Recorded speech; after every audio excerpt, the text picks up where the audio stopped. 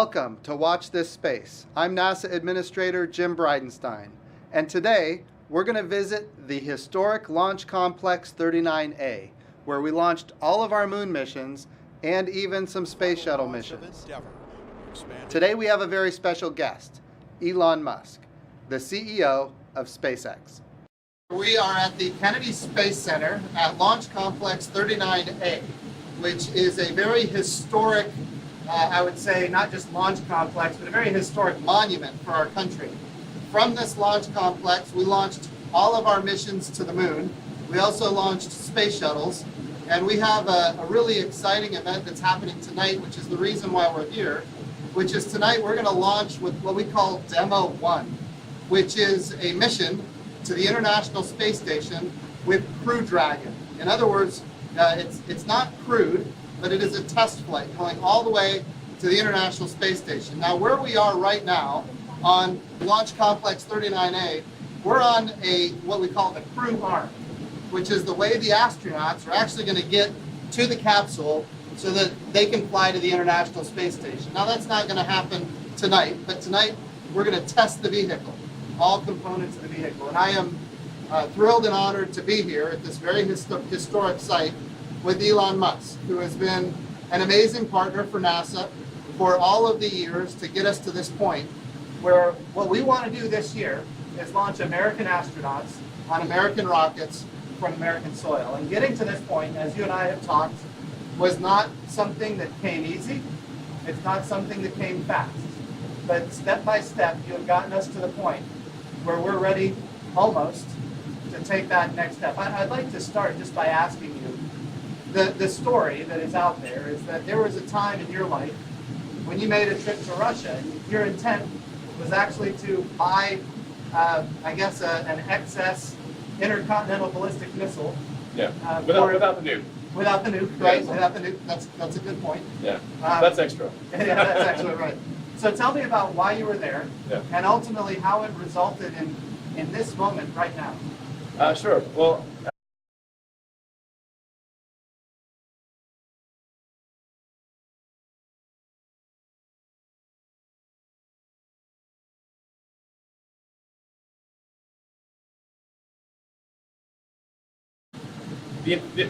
originally I was not going to start a rocket company. I really wanted us to become a spacefaring civilization and a multi-planet species. And I thought if there's something I could do to get the public excited about sending people to Mars and maybe having a permanent base on the moon, I wanted to do a philanthropic mission to send a small greenhouse to the surface of Mars, so you'd have this amazing shot of green plants on a red background. And I thought that would really inspire the public. And if the public got inspired about sending life to Mars, then they would tell their senators and congressmen to appropriate more money for NASA so that we could do that. So my initial goal was actually just to increase NASA's budget. And then what I found was that, first of all, the Russians really wanted to charge me way more than I could afford. They wanted to charge me more money than I had to do the philanthropic mission. And so that was ended up not really being an option. And I thought, well, is there any way to make a lower cost and especially a reusable rocket system in the U.S.?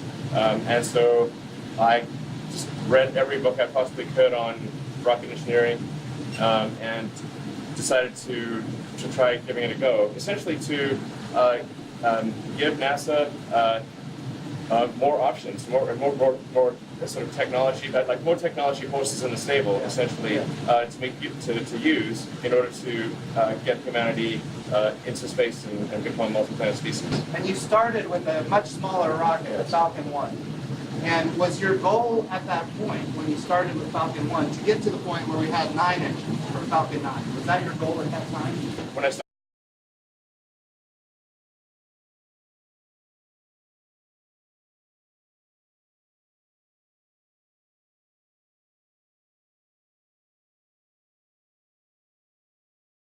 I only thought there was maybe a 10% chance of getting Falcon 1 to orbit. I did not at all think that this would happen. So this is for sure a dream come true. But I literally at the time I didn't know anything about rockets, and I was, I've been the chief engineer of SpaceX since day one. and I don't really know anything about rockets, which is why the first 3 rockets failed. Right. And then So the first 3 Falcon 1s for SpaceX were Yes. failures. yes. And then, tell me about the fourth one. The fourth one, so I'd actually only had enough money for three flights. So I had no more money left, and we managed the team sort of rallied, and we managed to put together enough spare parts to do a 4th launch, and that 4th launch was successful.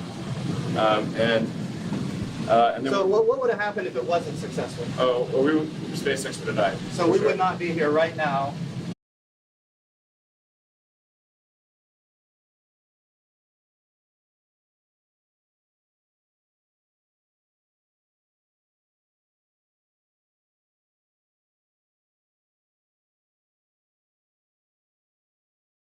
Moment getting ready to launch Crew Dragon to the International Yes. System.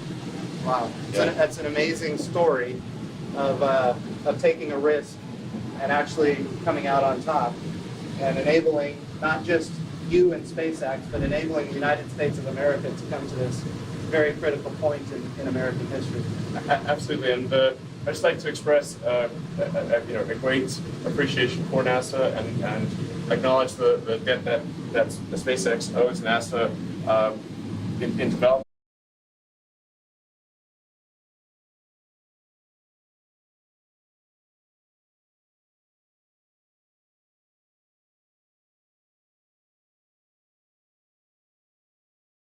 Although the rocket technology that we built our rockets on was developed by NASA over many decades, and we without that SpaceX would not have been possible.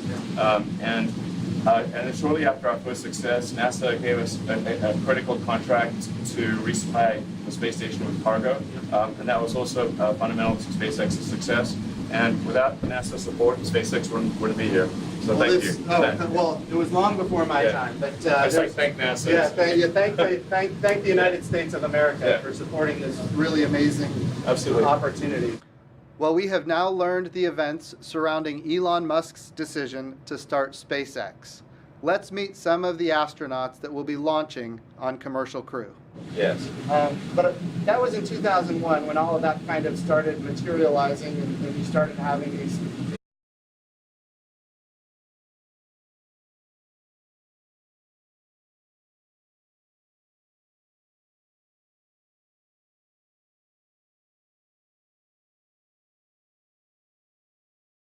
ask Victor, who's going to be one of our pilots of these crew vehicles. 2001. 2001. Victor, where were you in 2001? I was learning to fly jets, Okay. and I actually got my wings Great. that year. Cool. So That sounds awesome.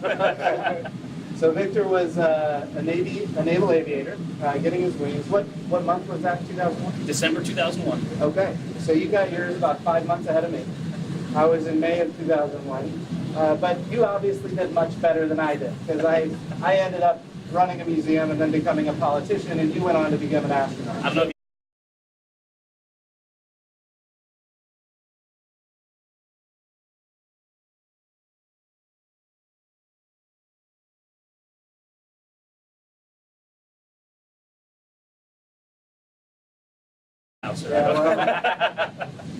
So my job is much easier than yours. I can tell you that. Of course, we're so proud of all of our astronauts. You guys have all made your whole country proud. Bob, how about you? Can you remember maybe 2001 where you might have been at that time? I can. Back in 2001, I was an astronaut candidate. Okay. I started in the office back in 2000 in the summer, July. So just getting my first chance to come down here to Kennedy and strap crews in. I was just getting started as a Big Crusader, one of the astronauts that operated the space shuttles before the crew came to strap in and collected them after they landed the space shuttle. So. And your background before that, you were an Air Force flight test engineer. Correct. I'm an Air Force flight test engineer, still active duty in the Air Force. I worked the F-22 program after test pilot school, and then worked in a research lab at Eglin Air Force Base.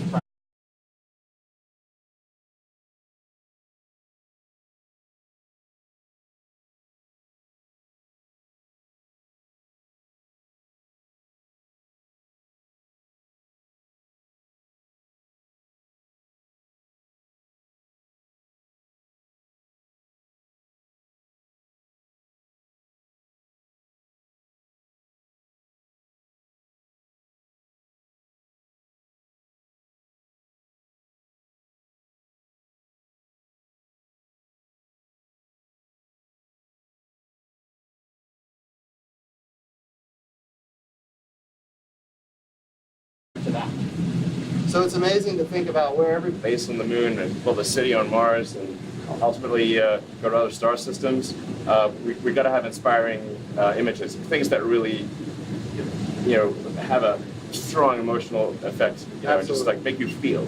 So Doug, tell me, tonight's test flight, what are some of the things that we're going to be looking for? What are, as somebody who's going to be on this, the crew flight, what are some of the things you're going to be looking for? It's just kind of an end-to-end test for the system. So we just want to see the teams work through, all the way through to launch, ascent, and then we've got to get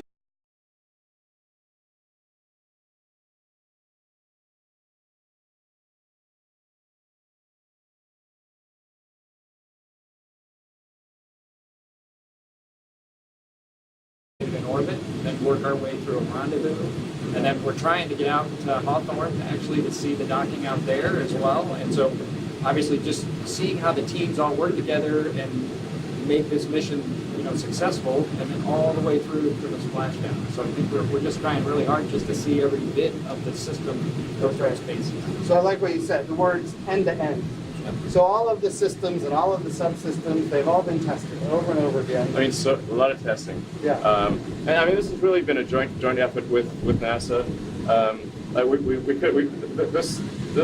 The spacecraft would not be nearly as good as it is without the input from NASA. There's been a lot of NASA help here, and thank you for that. Well, we're very grateful for what you're doing, helping us launch American astronauts from American soil once again. And of course, these gentlemen here are the beneficiaries of that. And I can only express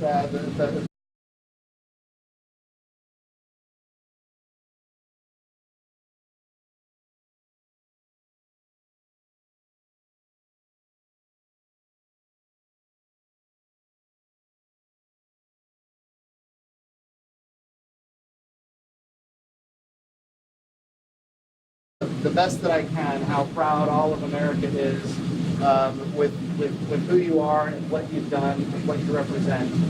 The entire world is going to see us launching again to the International Space Station. And this time when we do it, it's different. In fact, NASA is a customer.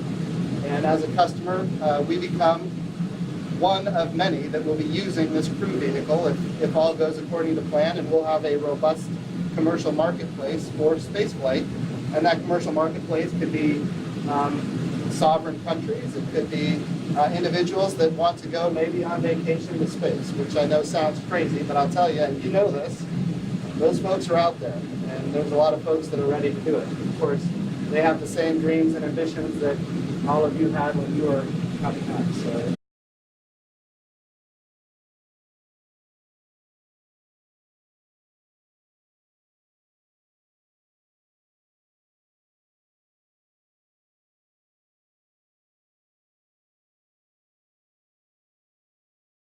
It's an exciting time.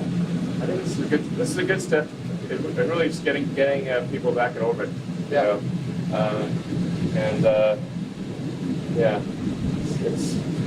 It's a step towards ultimately. I mean, what I really want to see is permanent base on the moon, permanently occupied human base on the moon, and us building a city on Mars. That's if I can see the beginning of that before I die, I'll die happy. Well, the president's first space policy directive to me was go to the moon, and the word in there is sustainably. So how do we go? We don't want to recreate the Apollo program. Exactly. We don't want to leave flags and footprints and not go back. We want to go and we want to stay. And this time,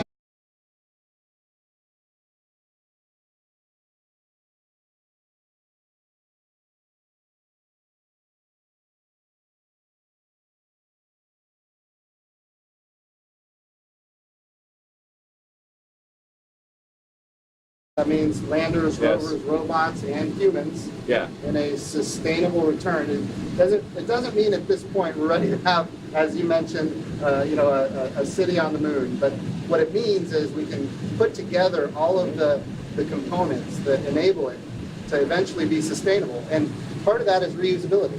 Tell me. Reusability is fundamental.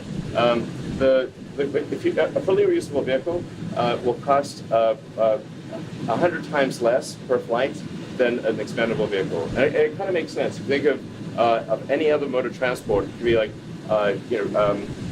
jet aircraft or cars, bicycles, horses, every other mode of transport, boats, they're all reusable. The weird one that isn't reusable is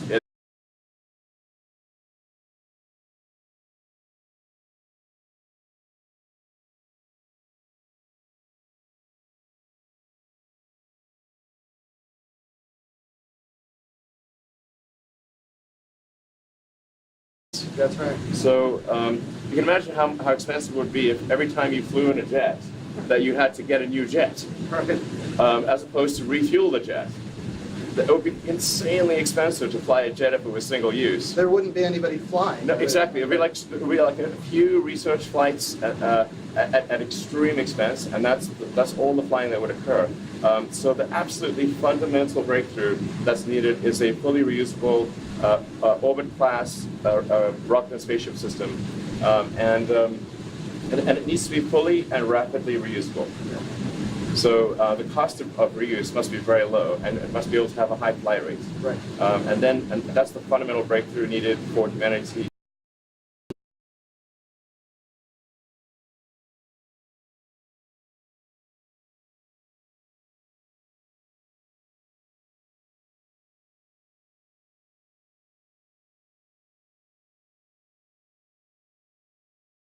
To become a multi-planet species. And I think one of the key enablers there was the program we called Commercial Play a while ago, and what the vision was, multiple providers competing on cost and innovation. And of course, that has now taken effect. And as you are competing against others in this market, Right. you have a huge incentive to drive down the cost and increase the access to space. And that's materializing here on this Crew Dragon that we're going to see launched tonight. Yeah. I don't care at all about money at all, but I do care about us becoming a space-faring civilization. If we don't achieve full and rapid reusability, it will not happen. That's the only reason I actually want it at all. Awesome. Guys, thank you.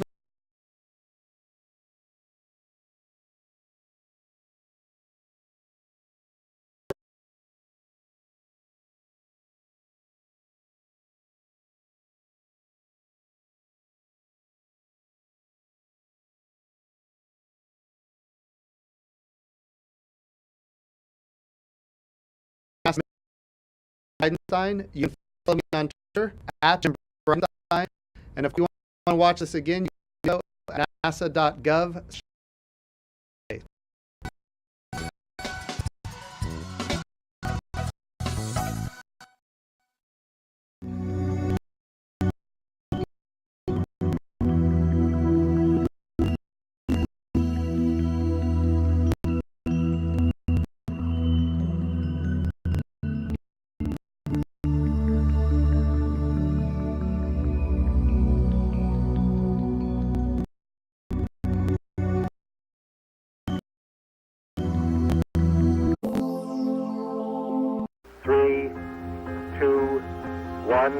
Ignition, and we have liftoff.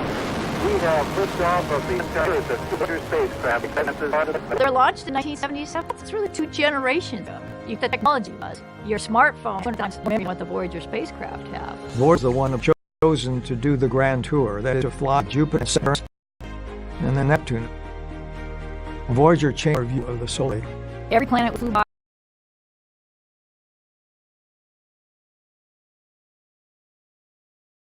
Moving forward for this long time, really engineering to make this happen. It's exciting in interstellar space and to keep all the instruments on. Voyager 2 is becoming intersectly. One thing about the journey is it's bringing new things because it's going where it's been before, and they will continue that journey for orbit the center of the galaxy.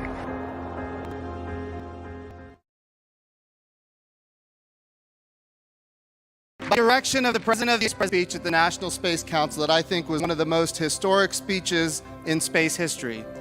He said, the next the European service module around the moon. And then as soon as possible thereafter, we need to get EM2 off the ground with crew. And then in the architecture. Well, we need to accelerate. or keep moving forward very rapidly as we have been on what we call Gateway. The first elements of Gateway are focused exclusively on getting humans to the surface of the moon. We need that power impulsion. We need that habitation module. And ultimately, that's going to be our reusable command and service module to get humans to the surface as we're at 24. We've now divided it into two phases. This is another important, is why the Gateway is so important, okay? Is our ability to go to the moon fast, for sure. We want to make sure we're using things that already exist or things that almost already exist so we can get there soonest. And we have access because of the power and propulsion element of the Gateway. We have more access to more to the moon than ever before. Why do we go to the moon? Why is that so important? Well, because we're on the best place for us to live and work on another world so we can ultimately go to Mars. Know this, the direction of putting human moon in 2024 is not an American-alone effort. We need all of our international partners. In fact, none of us can do what we want to achieve alone. Our agency is up for it.